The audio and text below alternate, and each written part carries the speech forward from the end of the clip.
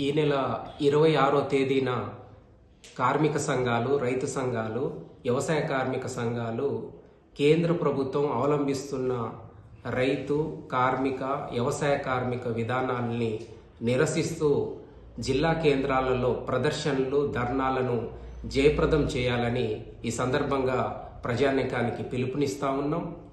కేంద్రంలోని నరేంద్ర మోడీ ప్రభుత్వము కార్మిక వ్యతిరేక విధానాల్ని అవలంబిస్తూ ఉంది. ఈరోజు కార్మికులకు కనీస వేతనాల చట్టాన్ని అమలు చేయట్లేదు, పని దినాల్ని కల్పించట్లేదు. అదే రకంగా కార్మికులకు హక్కుల్ని కాలరాస్తా ఉంది.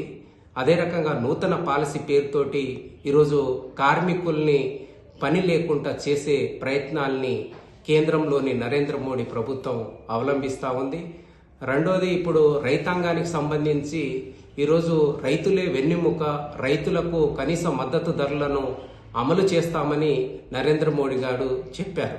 కానీ ఆ C2+50% స్వామినాథన్ కమిషన్ సిఫార్సులను ఆయన వచ్చిన 11 సంవత్సరాల్లో ఎక్కడా అమలు చేయలేదు. ఈరోజు రైతాంగాన్ని కూడా మోసం చేస్తున్న పరిస్థితి ఉంది. ఈరోజు రైతులకు రుణాల బారిన పడి ఆత్మహత్యలు అనేటి ఏటా 12,600 మంది రైతులు ఆత్మహత్యలు చేసుకుంటున్న పరిస్థితి ఉంది. ఈరోజు వ్యవసాయ కార్మికులకు ఉపాధి హామీ చట్టాన్ని నిధులు కుదించేసి ఈరోజు ఉపాధి హామీ పనులను కూడా కుదించిన పరిస్థితి ఉంది. దీంతో ఈరోజు రక్తహీనతతోటి అలమటిస్తున్న పరిస్థితులు పేదల్లో ఉన్నారు. అందుకనే ఈరోజు సంపదను సృష్టిస్తున్న కార్మికులు, కర్షకులకు వ్యతిరేకంగా ఈరోజు బీజేపీ విధానాలు అవలంబిస్తూ ఉంది. కాబట్టి ఈ విధానాల్ని విడనాడాలి.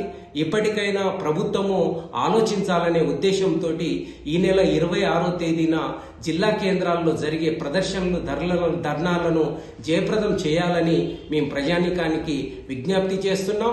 ఇప్పటికైనా నరేంద్ర మోడీ అవలంబిస్తున్న విధానాల్ని విడనాడాలని కోరుతా ఉన్నాం.